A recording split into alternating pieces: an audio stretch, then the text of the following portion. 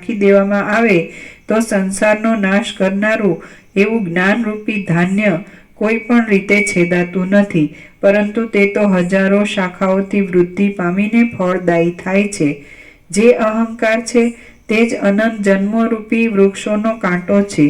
તે વૃક્ષોની આ મારું એવા પ્રકારની મમતાઓરૂપ હજારો શાખાઓ ફેલાયેલી છે.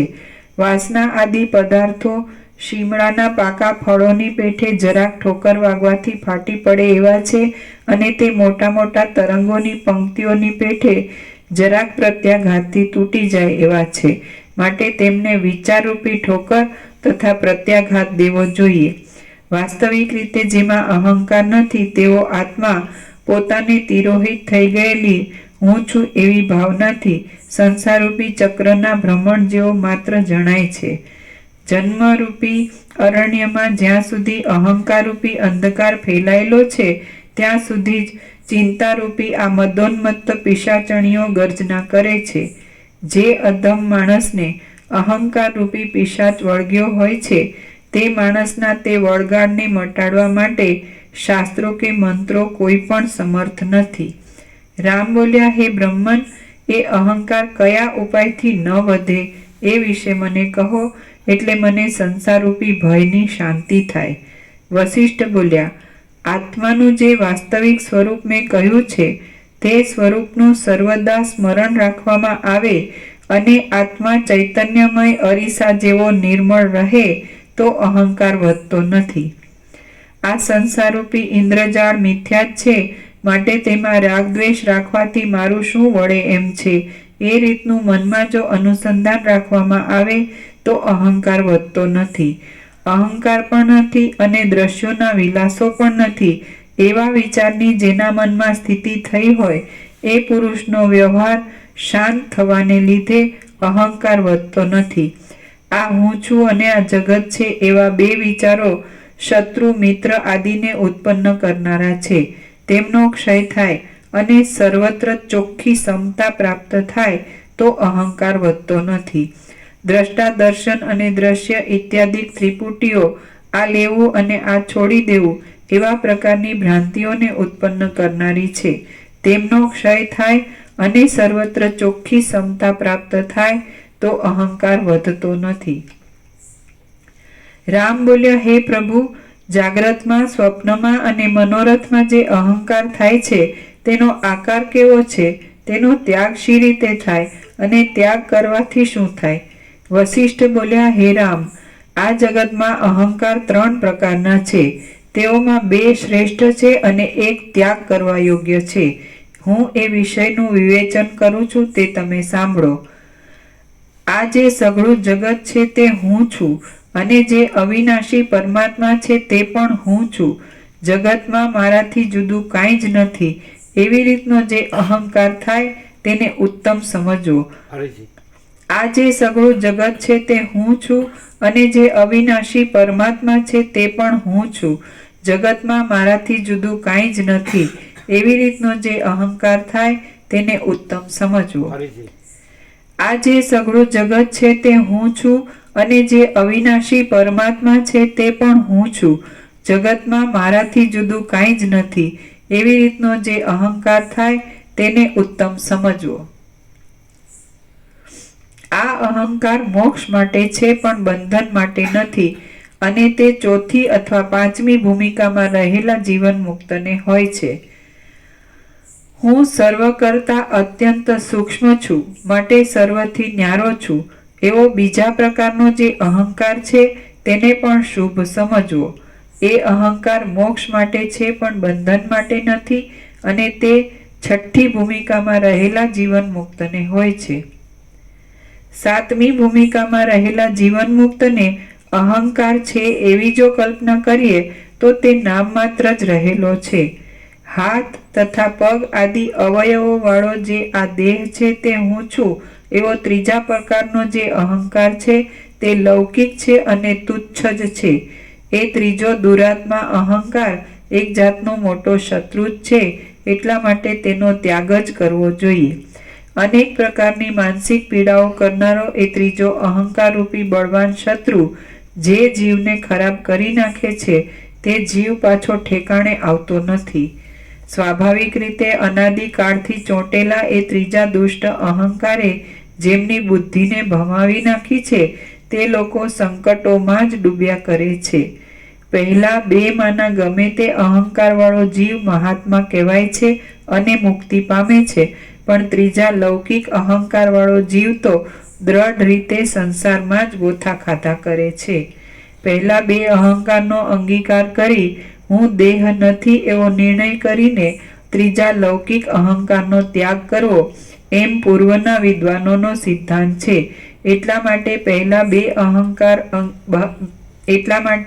પહેલા બે અહંકારનો અંગીકાર કરી ત્રીજા દુઃખદાયી લૌકિક અહંકારનો ત્યાગ જ કરવો યોગ્ય છે.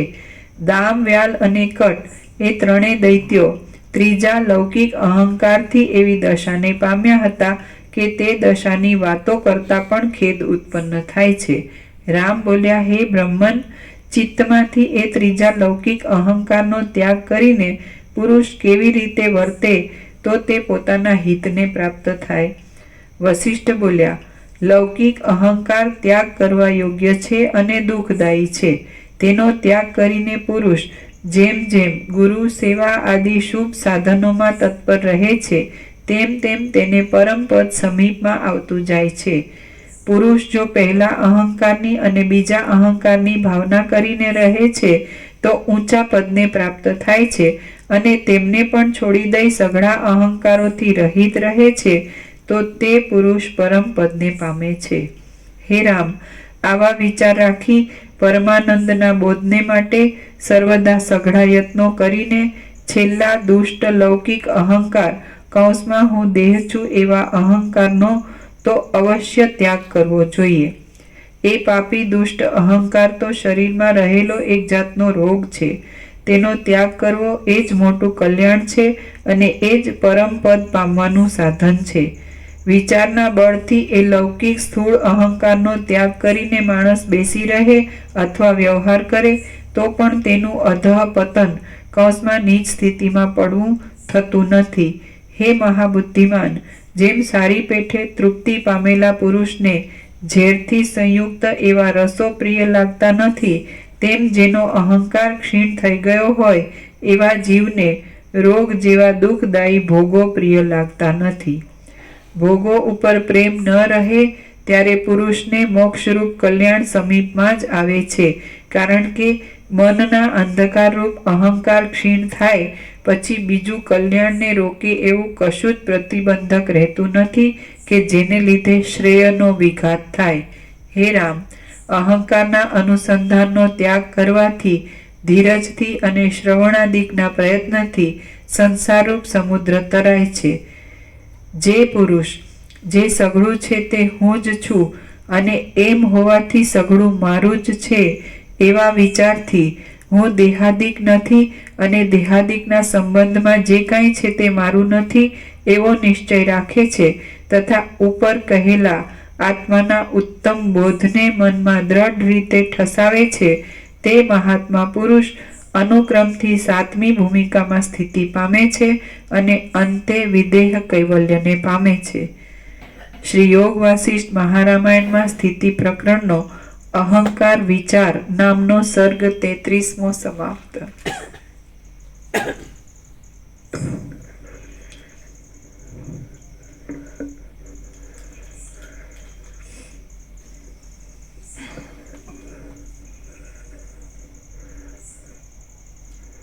આખું અનંત સંપૂર્ણ અસ્તિત્વ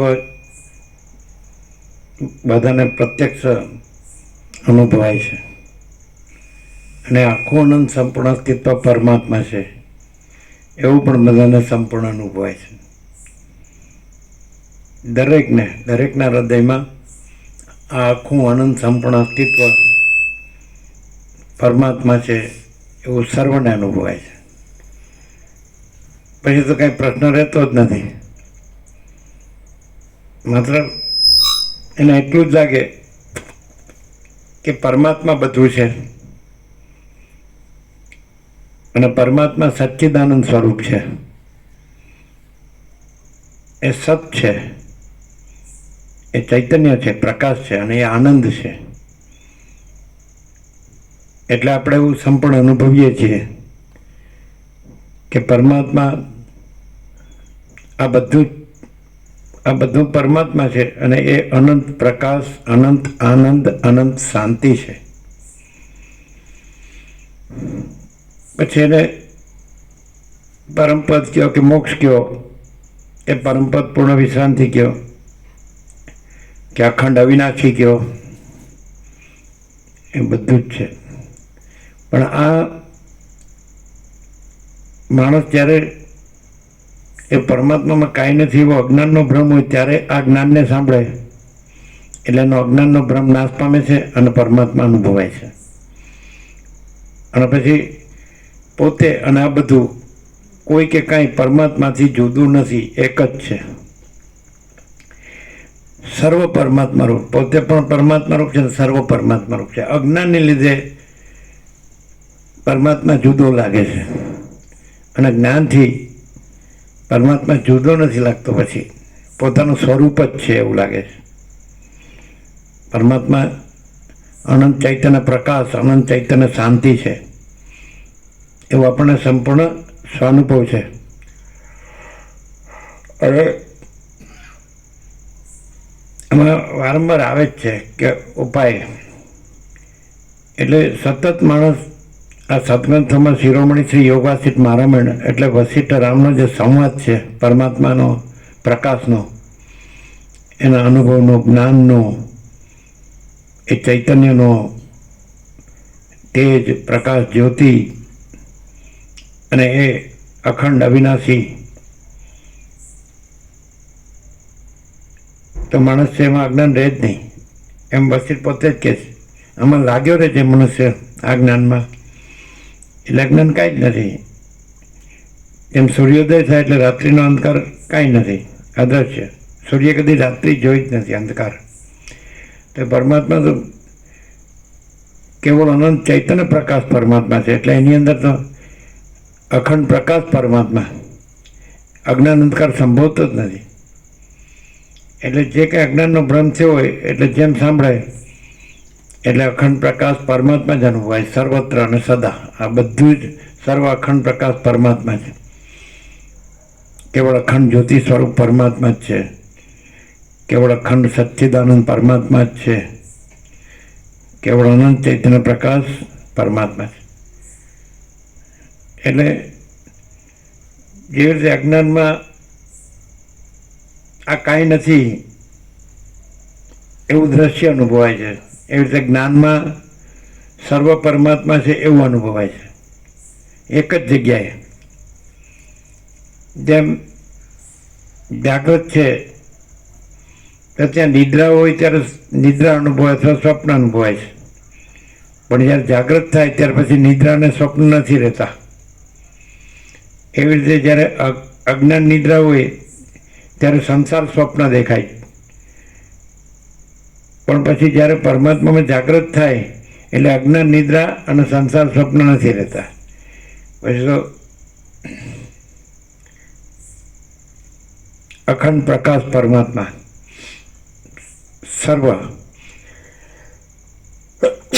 સર્વત્ર અને સદા, એમાં જન્મનો ભ્રમ નથી,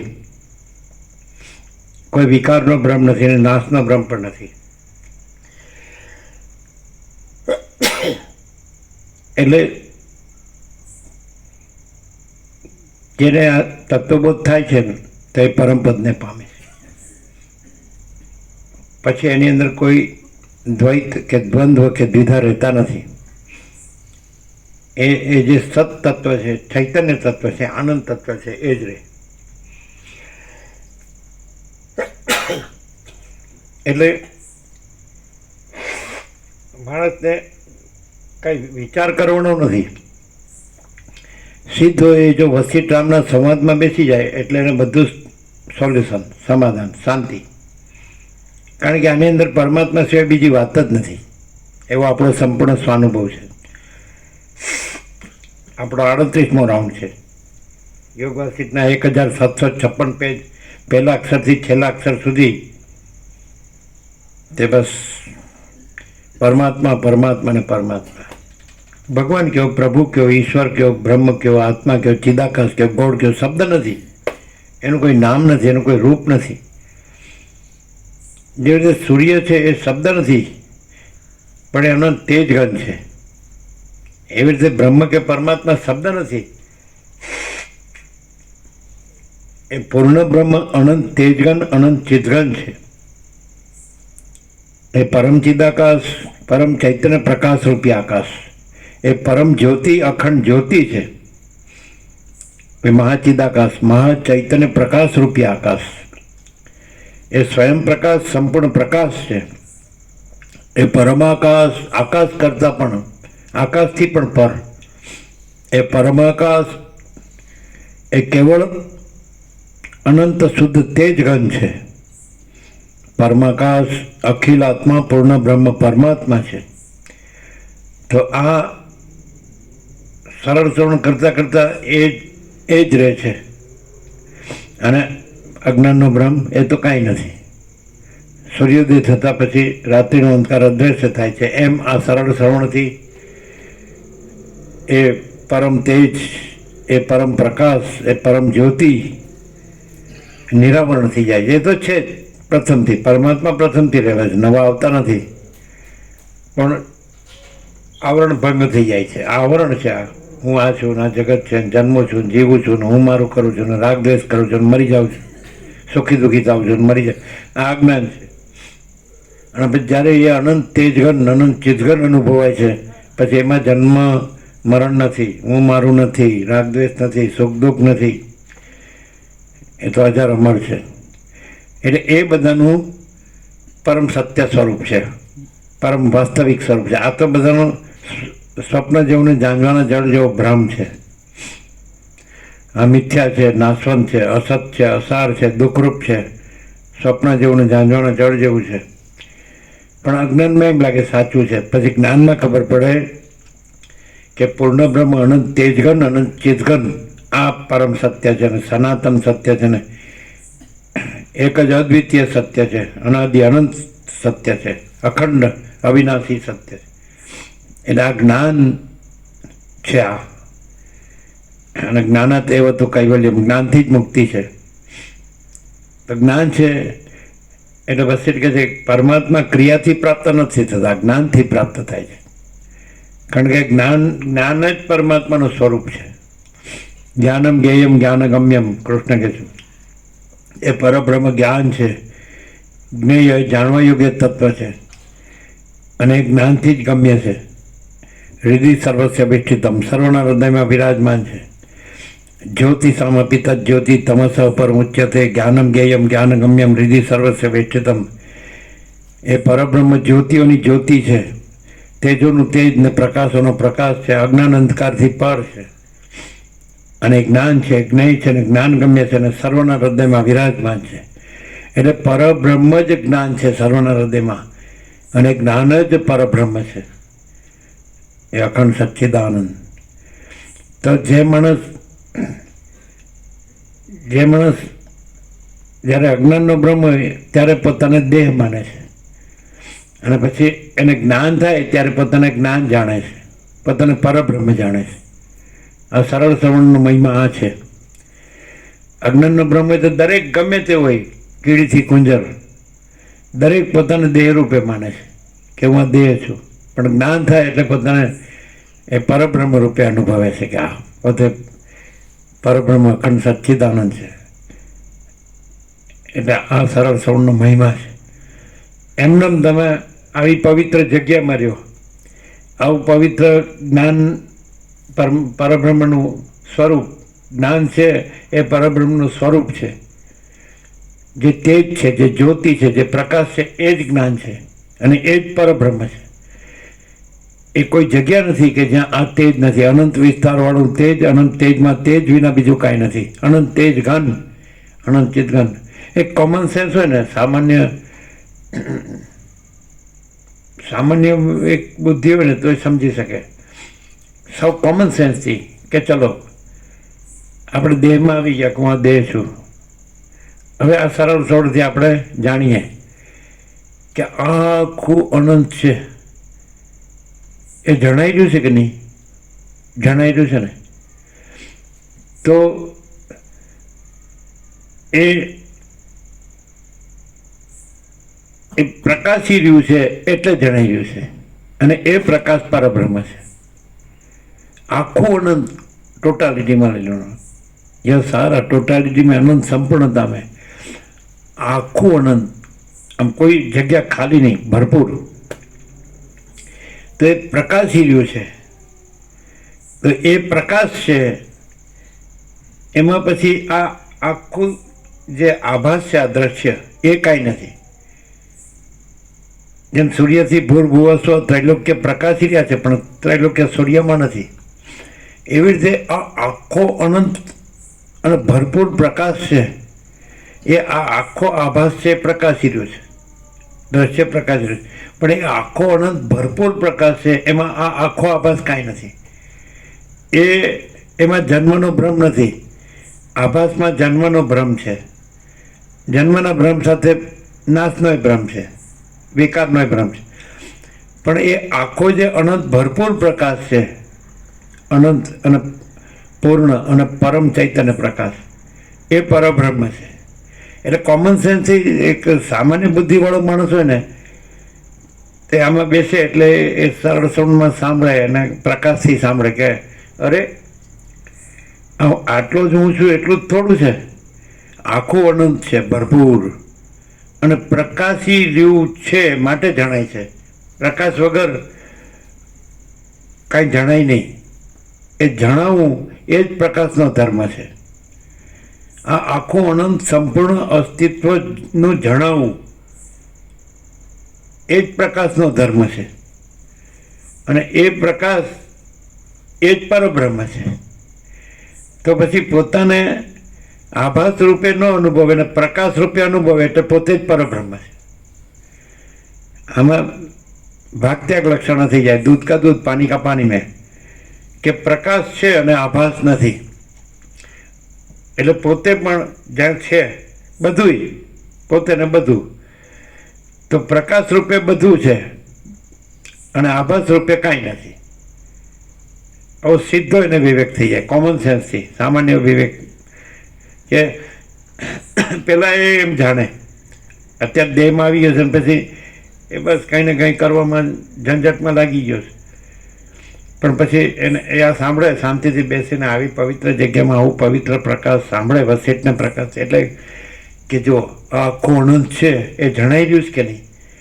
તો કોઈ પણ વસ્તુ પ્રકાશ વિના જણાતી નથી. માટે આખો અનંત ભરપૂર, ઘન, પૂર્ણ, કોઈ જગ્યા ખાલી નહીં એવો પ્રકાશ છે. અને એ પ્રકાશ છે ત્યાં આ કાંઈ નથી એવો સ્વપ્ન જેવો ને ઝાંઝવાના જળ જેવો આ આખો અનંત આભાસ જણાય છે. તો આભાસ સાચો નથી અને આખો અનંત અને ભરપૂર પ્રકાશ સાચો છે. તો એ જે એવી રીતે જાણનાર છે એ પછી આખા પ્રકાશને જાણે છે અને આખો આભાસ કાંઈ નથી એમ જાણે છે. એટલે પછી જ્યાં જેમ આખો આભાસ કાંઈ નથી એમ પોતાનો આભાસ એ કાંઈ નથી. અને આખો પ્રકાશ અનંત ભરપૂર પ્રકાશ છે તો પોતે પણ એ આખો અનંત ભરપૂર પ્રકાશ છે. એટલે પોતે પરબ્રહ્મ છે, અખંડ સચ્ચિદાનંદ. ક્લિયર થાય? સાવ સીધે સીધું જ છે, કોમન સેન્સ હોય ને તો. આ આખું અનંત સંપૂર્ણ અસ્તિત્વ જણાઈ રહ્યું છે. તો જણાવવું એ પ્રકાશનો ધર્મ છે. પ્રકાશ જ જણાય, અંધકાર ન જણાય. અને એ પ્રકાશ પરબ્રહ્મ છે. એટલે પરબ્રહ્મ જ જણાઈ રહ્યું છે, આખું અનંત ભરપૂર. અને એમાં આ આખું અનંત સંપૂર્ણ અસ્તિત્વ પ્રકાશ રૂપે પરબ્રહ્મ, અને આખું અનંત સંપૂર્ણ અસ્તિત્વ આભાસ રૂપે એ માયા. એટલે કાંઈ નહીં, એપિયરન્સ. એટલે ખાલી સ્વપ્ન દેખાય છે પણ કાંઈ નથી, ઝાંઝવાનું જળ દેખાય છે પણ કાંઈ નથી, એવી રીતે. તો એવો એને એક કોમન સેન્સથી પણ એને પ્રકાશ થઈ જાય. અને એ પ્રકાશની ઓળખ જ્ઞાન છે. પ્રકાશ પરબ્રહ્મ પ્રકાશ છે અને એ પ્રકાશ છે એ જ જ્ઞાન છે. એટલે જ્ઞાન છે એમાંથી ત્યાં આગળ જ્ઞાનથી જ જણાય જેમ કે સૂર્યથી જ જણાય, સૂર્યથી જ સૂર્ય જણાય, અને સૂર્યથી જ જણાય કે એમાં રાત્રિનો અંધકાર નથી. એમાં જ્ઞાન સૂર્યથી, પ્રકાશ સૂર્યથી, એટલે બ્રહ્મ સૂર્યથી, પરબ્રહ્મ એ પ્રકાશથી જ જણાય કે પરબ્રહ્મ છે, જ્ઞાનથી જ જણાય કે પરબ્રહ્મ છે, અને જ્ઞાનથી જ જણાય કે અજ્ઞાન અંધકાર નથી. સૂર્યથી જ જણાય કે સૂર્ય છે, પ્રકાશ છે, અને સૂર્યથી જ જણાય કે રાત્રિનો અંધકાર નથી. એમ પરબ્રહ્મ એ પરમ ચૈતન્ય પ્રકાશ, પરમ ચૈતન્ય જ્ઞાનથી જ જણાય કે પરબ્રહ્મ છે સૂર્ય, અને એ પરબ્રહ્મ સૂર્યથી જ જણાય પરમ ચિદાકાશ, પરમ જ્યોતિ, અખંડ જ્યોતિ, એનાથી જ જણાય કે અજ્ઞાન અંધકાર નથી. બે કામ સાથે જ થાય. સૂર્ય પોતાથી જણાય અને પોતામાં રાત્રિનો અંધકાર નથી એ પણ સૂર્યથી જણાય. એમ જે આખો અનંત ભરપૂર પ્રકાશ છે પરબ્રહ્મ, તો એ પણ પોતાથી જણાય, અને પોતામાં અજ્ઞાન અંધકાર કાંઈ નથી એ પણ પોતાથી જણાય. બે વાત સાથે સાયમલ્ટેનિયસલી છે કે નહીં, એકી વખતે.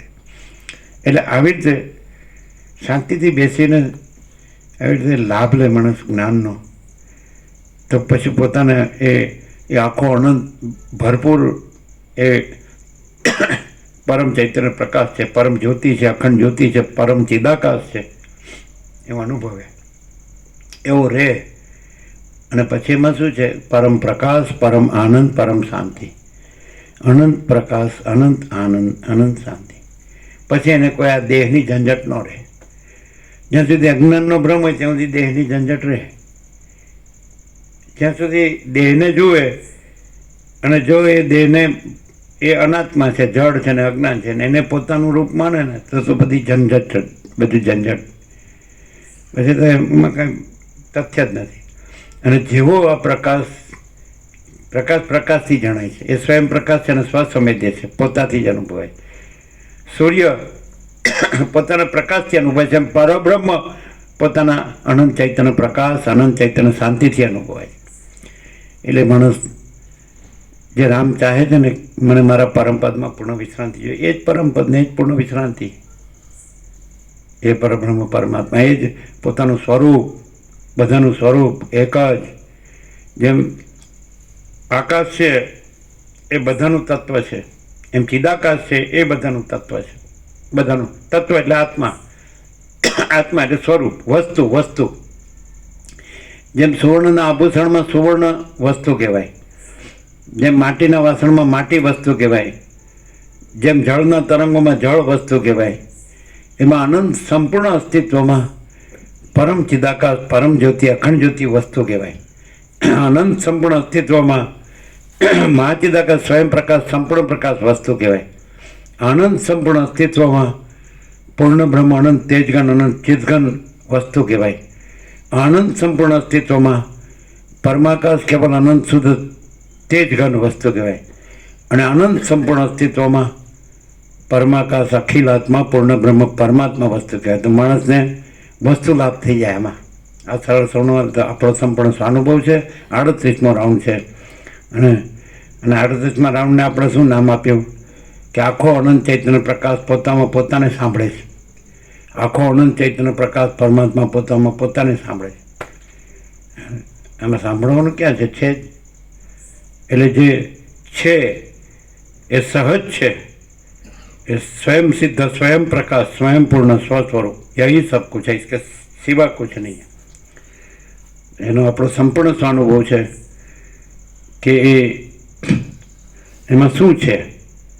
જેમ ફળમાં રસ હોય છે, એમાં આખું અનંત સંપૂર્ણ અસ્તિત્વ છે, તો એમાં શું છે? તો કે અનંત પૂર્ણ પરમ ચિદાકાશ, પરમ શાંતિ, મહાચિદાકાશ, પરમ કૈવલ્ય, પરમ શાંતિ, પરબ્રહ્મ, પરમ શાંતિ, સ્વાનુભૂતિ, તત્વસાર. આમાં 4 સત્વાક્ષર છે ને એને અનુભવે એટલે બધું આવી જાય. નંબર 1, આનંદ સંપૂર્ણ અસ્તિત્વમાં સાર શું છે? તો કે મહાચિદાકાશ, સ્વયં પ્રકાશ, સંપૂર્ણ પ્રકાશ. બીજું, મહાચિદાકાશ સ્વસંવેદ્ય, સહજ નિર્વિકલ્પ. એનો અનુભવ એ જ પોતાથી જ અનુભવાયું, અને સહજ નિર્વિકલ્પ, પોતા વિના બીજું કાંઈ નથી. અને મહાચિદાકાશ સબ કુછ है मैं कुछ नहीं है આ મેઇન. અને પછી શું રહ્યું એની ફલશ્રુતિ મહાચિદાકાશ પરમ કૈવલ્ય પરમ શાંતિ બધું આવી ગયા. હવે પ્રસાદ આપી દો.